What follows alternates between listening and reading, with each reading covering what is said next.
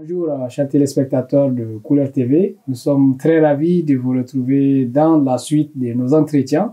Donc, nous restons toujours dans l'esprit de la fête de la femme nigérienne de la journée du 13 mai. Et pour continuer toujours à débattre par rapport à tous les enjeux qui concernent en quelque sorte la jeune fille, la femme nigérienne en général. Donc, pour revenir un petit peu sur tous ces débats, toutes ces questions, nous avons une nouvelle invitée, une des représentantes, on va dire, des jeunes filles nigériennes ici à la diaspora. Donc, nous sommes avec Fauzia. Je vais lui laisser le soin de se présenter pour les téléspectateurs. Bonsoir à tous. Voilà, tout d'abord, je me nomme Oumar Boydou Fauzia. J'ai 25 ans. Je suis étudiante en informatique. Plus précisément, j'étudie les traitements genre les systèmes intelligents, le traitement des systèmes intelligents. Voilà, et merci à Couleur TV en tout cas pour cette série déjà qui est trop spéciale, je trouve. Voilà, où on essaie vraiment de parler de la femme nigérienne, de parler de toutes ces difficultés qu'on rencontre et de parler en même temps voilà, de nous, quoi. Exactement. Un grand merci à toi, Fauzia, d'avoir accepté de nous accompagner dans cet entretien. Effectivement, c'est toute une série qui est assez spéciale parce que la place qu'occupe la femme pour nous, et la jeune fille nigérienne ici aussi, elle est assez centrale. Donc, pour nous, c'est très important d'en parler. Donc, aujourd'hui, justement, j'aimerais aborder ce sujet avec toi. D'abord, quel est le symbole, en fait, pour toi par rapport au 13 mai? C'est quoi? Qu'est-ce que ça représente, effectivement? Pour moi, en fait, le 13 mai, c'est d'abord une fête, hein, parce que dans l'environnement où j'ai grandi, voilà, je pense que je peux dire, en fait, que c'est la seule fête, à part la fête du 1er mai, la fête du travail, qui est plus célébrée. Donc, voilà, moi, c'était parti comme ça, mais genre sur le fait que ces femmes... voilà, nos mamans, elles ont pu, au fait, se battre pour pouvoir, voilà, avoir cette magnifique journée qui a été dédiée pour elles. Ça, merci à Couleur TV. Je l'ai appris avec vous, en fait. Parce que, bon, voilà, pour moi, c'était une célébration, mais je savais pas réellement qu'il y avait eu tous ces combats derrière. D'accord, voilà. Je vois, tout l'honneur est pour nous, envoyé. Merci beaucoup. En tout cas, c'était ça, ce qui nous a inspiré aussi, si tu veux, cette émission par rapport au 13 mai, parce que il fallait quand même mettre en lumière tout le combat qu'il y avait derrière, parce que ces femmes se sont battues, et c'est ce qui a permis d'avoir ce déclic, toute une série de prises de conscience qui a abouti aujourd'hui à tous les changements que nous avons avec les lois et avec la place aussi de la femme. Justement, cette place, quelle est la place en fait de la femme pour toi, que ce soit au Niger ou bien ici, la place de la jeune fille? Bon, je dirais avant tout, en fait, la place de la femme. Même avant, en fait, c'était pas que la cuisine pour moi, parce que ces femmes, en fait, ce sont des vraies femmes battantes, en fait. Elles s'investissent, en fait, quand il s'agit des petits commerces, des trucs comme ça. Elles font la couture, en fait, elles essayent d'être indépendantes. Mais le grand souci, là, c'est quand on parle de l'éducation, en fait, où, voilà, elles se mettent un peu à part, je sais pas, elles reculent un peu, au fait, où, voilà, ça va pas trop. Exactement. Donc, mais ici, à la diaspora, la place de la femme, c'est surtout, en fait, une apprenante, si je peux le dire, parce que nous, quand on vient ici, c'est avant tout, en fait, pour apprendre. Donc, voilà, alhamdulillah, on arrive à apprendre, on arrive non seulement à apprendre ce qui nous a amené ici, genre, les études, en fait, le diplôme final, mais effectivement, et en plus de cela, en fait, on apprend de la vie. Donc, la diaspora, ici, on n'a pas de soucis, en fait. On s'intègre bien dans les différentes activités. Et voilà, même si, en fait, c'est vrai qu'on peut voir comme ça que la femme, c'est comme si elle n'intervient pas. Genre, quand on regarde les différents membres des différents bureaux, des trucs comme ça, on voit pas trop les femmes qui s'affichent, mais elles agissent derrière, elles sont toujours là. Donc, elles ont toujours accompagné tout ce qu'on fait. Exactement. Donc, voilà. En effet, on va revenir plus tard sur ce qui est de la diaspora. Tu as dit quelque chose de très important par rapport au Niger. En fait, c'est sur la question de l'éducation. On constate qu'il y a une baisse en fait de représentativité, on va dire. Les femmes ne sont pas assez représentées au niveau de l'éducation. Surtout, je pense que le problème, comme on l'a déjà abordé, c'est par rapport d'abord au manque de longévité par rapport à l'éducation de la jeune fille. Aujourd'hui, qui est un énorme problème sur lequel on espère en tout cas que la solution qui est proposée va aboutir. Mais pour toi, qu'est-ce qu'on peut faire dans ce sens-là en fait pour permettre aux femmes d'être beaucoup plus présentes dans l'éducation?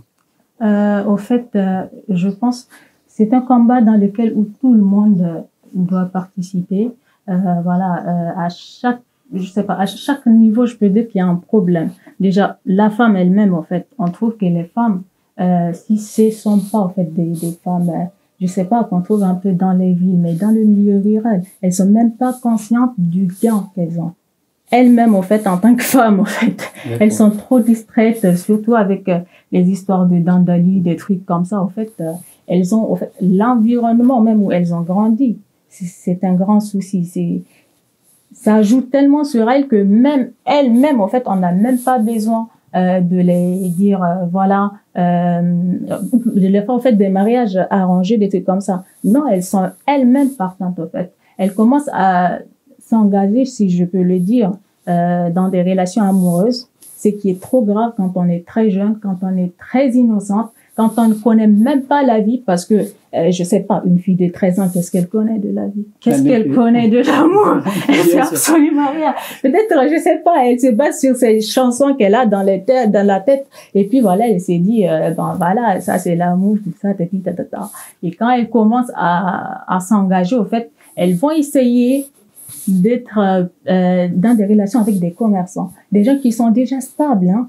Si c'était genre entre étudiants, voilà, entre élèves, là, ça peut aller, hein, parce que t'es pas stable, je suis pas stable. Exactement. On va bien se chercher, on va bien ensemble. Et là, on constate que non, c'est pas du tout le cas. Il y a pas encore cette prise de conscience. En tout cas, ce qui est très important dans ce que tu viens d'avancer, jusque-là, on n'a pas encore abordé ce côté-là. En fait, toutes les filles auxquelles on a posé les questions, elles sont plus allées vers les parents, la responsabilité des parents. Mais c'est vrai, on ignore en fait, ou bien on ne le dit pas assez. Mais il y a toute une conjoncture sociale en fait qui s'est installée. Donc, comme tu l'as dit, ces femmes, on a l'impression qu'elles sont formatées pour ça en fait. Effectivement, parce que quand vous regardez même les séries, les programmes télévisés auxquels elles ont accès, c'est grave.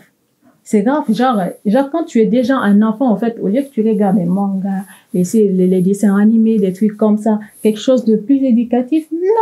Il y a pas ça chez nous. Malheureusement, il y a que, je sais pas, il y a que les histoires de mariage, de baptême. Genre, tu grandis comme ça, au fait. Ça t'influence, au fait. Toi-même, tu prends ce chemin. T'as même pas besoin qu'on t'y force. Quand on va parler sur le côté des parents, les parents chez nous, je suis désolée, mes chers papas, je trouve que le plus grand souci, c'est vous. Sérieusement, parce que chez nous, qu'est-ce qu'on fait maintenant, nos papas? Ils sont en concurrence dans la polygamie, hein? Dans la polygamie. Et puis, quand on parle de planning familial, ils sont pas partants. Ah, déjà, c'est une question qui est tabou. C'est très difficile d'en parler aujourd'hui parce que les religieux vont nous sauter dessus pour dire que vous êtes contre la société. Non. Les gens se cachent contre la religion. Quand la religion te dit de te marier, hein, on t'a dit facultatif si tu peux. Genre, tu dois être d'abord conscient de tes devoirs en tant que parent. Ta fille, quand elle naît, c'est à toi de l'éduquer. Tu dois la nourrir. Tu dois faire en sorte au fait qu'elle grandisse d'abord avant de se lancer des trucs comme ça. Mais malheureusement, aujourd'hui, qu'est-ce qu'on retrouve? On trouve des hommes, hein? Toi-même, je sais pas. Même genre, je sais pas, trop, même si tu es agriculteur, tu arrives à cultiver des centaines de, je sais pas moi, de sacs de maïs ou bien de mil. On va te retrouver avec une famille où, voilà, tu as 4 femmes, chacune des femmes, peut-être il y a la première, elle a 10 enfants, l'autre, elle en a 7, d'autres, non, c'est pas possible. Comment est-ce que tu peux les gérer pendant toute une année? c'est pas possible. Et puis, ce qui est grave, genre, je parle même, genre, de ces agriculteurs et tout. Et on retrouve en même temps, hein, que le grand souci, c'est que finalement, ce sont tes enfants qui vont te nourrir. Parce que déjà, tu abandonnes la femme, hein. La majorité, c'est ce qu'ils font. Je suis désolée, c'est comme ça. Donc, ils abandonnent la femme, tu as tes enfants, quoi est-il de kanchi?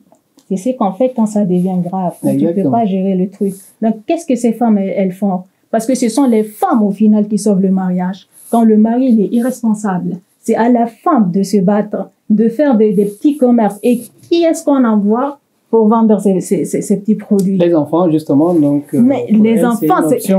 En fait, les enfants, c'est bien, mais ce qui est grave, c'est que parmi les enfants, on choisit les filles. Pourquoi les filles? Parce que c'est elles qui savent se marier et se maquiller, pardon. C'est elles qui savent attirer les clients parce que c'est elles qui se maquillent, c'est elles qui se font belles. Donc, dès au départ, hein, dès au départ, quand tu laisses ta fille prendre ce chemin-là, faut pas te plaindre par la suite déjà. Parce que la rue, c'est pas à l'école. Même si je sais que les gens se cachent derrière l'école pour dire, ah, je sais pas ce que mon enfant va partir faire là-bas. Ah, quand tu l'envoies sur la rue, quand c'est la rue qui est son chemin, hein, de tous les jours, tu vas t'attendre à quoi? Exactement. En tout cas, cette analyse, elle est très pertinente. C'est vrai qu'on n'a pas encore touché le problème jusque-là, au fond. Mais là, c'est ce qu'on vient de faire parce que, au final, je pense que c'est pour ça, en fait, on retrouve toutes ces filles-là. Et c'est pour ça les mères aussi ont du mal à laisser les filles évoluer à l'école parce que, au final, l'objectif pour les parents, l'objectif pour les enfants, enfin, toute la société est quasi formatée pour ça. Il faut que la fille se marie tout simplement pour barre et puis il faut que la fille se marie et en même temps, en fait, moi je viens du milieu rural, je connais trop bien ce qui se passe là-bas. Ces filles-là, quand elles sortent, hein, non seulement c'est pour amener à manger à la maison, parce que c'est ce qu'elles vont gagner qu'on va manger, et c'est en même temps dans ce qu'elles ont pu gagner qu'on va essayer d'économiser. Genre quand le mariage sera là, on va l'acheter ici, on va l'acheter ça. Donc finalement, l'homme il est là, il prend la femme seulement. Moi pour moi c'est juste comme ça parce que tu la prends, tu la mets pas dans les bonnes conditions et quand ta fille même elle va se marier finalement c'est à elle, hein, de se faire les trucs de vendre. Si vraiment les gens respectent la religion, ça c'est pas un travail de femme. La femme quand la femme se marie, c'est pas vraiment pour qu'elle t'amène le lit. Non, tu es l'homme. Dès au départ. Je pense que les gens sont trop, comment dire, on aimerait tellement que ces femmes se marient, on aimerait tellement les expulser de la maison, entre parenthèses, qu'en fin de compte, on fait pas attention non seulement à qui on les marie, et en même temps, comment est-ce qu'elles vont continuer leur vie là-bas? C'est trop grave. Ouais, c'est une question qui est très centrale. C'est ce que tu viens de dire. Bon, maintenant, on connaît le problème, en fait. Mais pour toi, c'est quoi la solution, en fait? Qu'est-ce que tu vas dire à ces parents? Si je dois dire un truc aux parents, spécialement à nos chers papas, s'il vous plaît, prenez vos responsabilités en main. Les enfants, quand ils sont enfants, quand ils sont tout petits, jusqu'à ce que vous les mariez, sachez que tout ce dont ils auront besoin, c'est vous. C'est votre présence. Financièrement, c'est à vous d'être là. C'est pas à eux de finalement, se prendre en charge. Non, ça se fait pas. Exactement. Ça se fait pas. On espère que le message sera entendu par nos chers parents, surtout en milieu rural. C'est vrai que c'est un problème qui est extrêmement grave. De voir tous ces enfants envoyés de la rue justement pour des fois prendre en charge la famille, ce qui est très compliqué. L'avenir est bousillé, ce qui n'est pas intéressant du tout. Bon, maintenant par rapport au Niger, on va laisser un petit peu le Niger pour revenir à la diaspora. Comme tu disais tout à l'heure, on va parler un peu de la place justement de la jeune Nigérienne ici au Maroc. Tu as souligné là aussi un point qui est extrêmement important quand tu parlais du travail qui est là-bas derrière en fait, qui n'est pas toujours mis en lumière. Et aujourd'hui, Dieu merci, grâce à vous qui acceptez de sortir pour nous parler de tout ça. Mais on constate justement, comme tu le disais, et quand on voit juste comme ça la structure d'une association, d'un bureau, on les voit pas tout de suite. Mais qu'est-ce qui fait que, malgré toute l'importance qu'elles ont, en fait, elles n'arrivent pas jusque-là à faire le premier pas, à venir en première ligne, on va dire? Personnellement, j'aime pas le public. C'est pas que j'aime pas le public, mais j'aime pas interagir trop. Genre, j'aime pas T'afficher trop. m'afficher trop. Je pense que la majorité d'entre elles, c'est comme ça. Je sais pas si c'est un truc de Nigérien. Je pense. Je sais pas trop. Je pense. Mais elles sont là, elles sont prêtes à aider. Mais c'est juste que peut-être pour écrire son nom ou quelque chose du genre, elles essaient de se réguler un peu. Personnellement, j'étais dans le bureau, c'était en 2017-2018, non? Ou bien oui, 2017-2018. Parce que bon, j'étais libre, hein. Je savais que je pourrais assurer mes responsabilités. J'étais l'adjointe à la chargée académique. D'accord. Donc voilà, je savais au fait que je serais là. Moi, parce que au fait, moi, j'aime pas m'engager dans quelque chose où personnellement, je trouve que ça va pas, au fait, ça concorde pas trop avec mon temps et tout comme ça. Non, mais cette année-là, j'étais vraiment libre. Je savais que je vais plus, comment dire, apporter en plus. Voilà, je savais que je serais là, au fait, en fin de compte. Donc, j'étais partante à prendre une telle responsabilité. Voilà. Donc, au final, c'est pas un manque d'ambition, parce que moi, je pensais que c'était un manque d'ambition, tout simplement, que ces filles-là ne veulent pas venir au premier plan, ou bien peut-être qu'elles ont peur. Donc, pour toi, c'est juste, bon, mais je sais pas, c'est pas une culture nigérienne, normalement. D'où est-ce qu'on tient ça, en fait? Je sais pas, peut-être, je sais pas vraiment d'où vient mais généralement, on le constate même au Niger. C'est vrai que les femmes, quand il y a beaucoup d'hommes, en fait, les femmes ne veulent pas trop prendre le devant. Peut-être que c'est religieux, je me dis. Parce que quand on parle très souvent, on a eu beaucoup de retours par rapport aux filles qui parlaient d'une femme va devenir présidente. Par exemple, il y a eu des retours où les hommes nous disent non, elle raconte juste des histoires, ça va pas être possible au Niger. Donc, quelque part, peut-être, ils se basent sur des postulats religieux pour dire ça. Personnellement, je vais revenir encore sur cette histoire de devoir de responsabilité. Voilà, une femme présidente, parce que je serais content moi-même.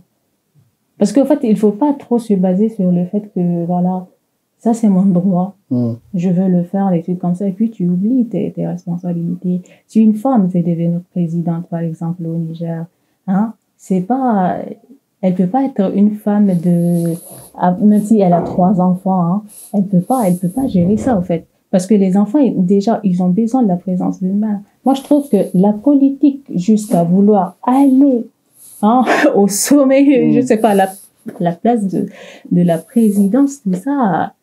Tu trouves que c'est trop pour une femme? Non, c'est pas que c'est trop. Non seulement, en fait, je trouve qu'elle va trop laisser ses devoirs. En même temps, je trouve que ça va plus au garçon. Pourquoi je dis ça? Parce que la femme, elle est de nature, elle est douce, elle est tendre, elle est... je sais pas moi, elle est fragile des fois. Alors que là on parle, voilà, elle sera peut-être trop gentille et elle va prendre des décisions catastrophiques. Voilà, donc il peut y avoir un manque de pragmatisme en fait, quand il faut être ferme peut-être. Voilà, quand il faut être dur là, heartless comme on dit. Et des fois, elle n'arrive pas à faire ça. Moi, je trouve que c'est un des soucis qui fait en sorte que... C'est vrai. Voilà, alors, bon, on est quasiment au terme de l'entretien qui a été très fructueux, très riche. Et Fauzia, maintenant, un appel pour toutes ces filles, tes sœurs qui sont là, nigériennes, par rapport à l'engagement, par rapport à l'émancipation tout simplement de la femme. Qu'est-ce que tu peux leur dire pour qu'elles puissent ne plus avoir cette peur ou ne plus vouloir en tout cas rester dans l'ombre? À mes chères sœurs, je veux vous dire, il faut jamais se presser dans la vie. Hein, c'est très important. Soyez trop patiente. Hein. Ne vois pas que quelqu'un, je sais pas, il est déjà marié. Une de vos amies, elle est déjà mariée. Elle a des trucs comme ça où vous vous dites, ah non, il faut que je parte. Non, sachez déjà ce que vous voulez dans la vie. Hein, parce que quand on veut, par exemple, entre parenthèses, être riche, le meilleur moyen, c'est pas vraiment d'être avec un homme riche. Non, il faut vraiment sortir. Il faut vous battre. Il faut vous intégrer, il faut être là. Hein? Il faut être vraiment là, il faut donner tout ce qu'il faut en fait pour son objectif. Voilà, je pense que c'est... J'espère qu'elles vont vraiment t'écouter et c'est ce que toutes les filles ont dit quasiment. Il faut vraiment aller au-delà de ce que les gens vont dire. Il faut pas juste se focaliser sur les préjugés, tout simplement. Et savoir ce que l'on veut, comme tu l'as dit, c'est le plus important et se donner les moyens d'y arriver. Voilà, nous sommes au terme de l'entretien par rapport au 13 mai. Ajouter un truc, Oui, bien sûr. Donc voilà, ça c'est plus spécial gouvernement, hein, parce que dans toute cette histoire, on oublie le gouvernement. C'est vrai que les gouvernements, on peut dire qu'ils sont là, voilà, pour les sensibilisations, un peu de droite à gauche, tout ça. Et puis voilà, ils disent que, voilà, dernièrement, je pense qu'il y a un projet spécial pour les filles où on va construire les internats. Les internats, tout ça. Moi, je vous dis, on a beau construire les internats, on a beau sensibiliser les gens, même quand les gens vont amener toutes les filles à l'école, du moment qu'on ne paie pas les salaires de ces enseignants, jusqu'à ce qu'ils font des grèves, ils sont continus, wallah, et la phrase que les gens vont dire, ils vont dire, la kol pour Allah. Ou bien la kol pour Agaïta. Là, je sais pas. Moi, je me dis qu'au fait, pour vraiment assurer cette éducation de la jeune fille et de tout le monde, on doit vraiment mettre l'accent sur le salaire des enseignants.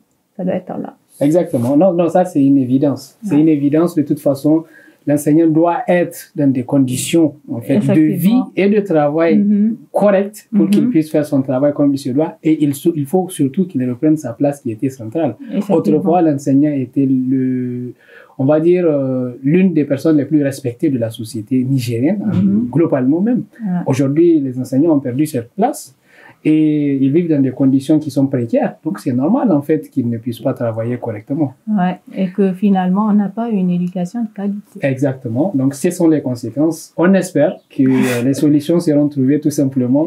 Un grand merci à Fauzia pour cet entretien que tu nous as accordé. Et puis, nous souhaitons encore une fois de plus bon courage à toutes ces braves femmes qui luttent chaque jour pour s'émanciper encore plus et pour contribuer à l'épanouissement de toute la société nigérienne.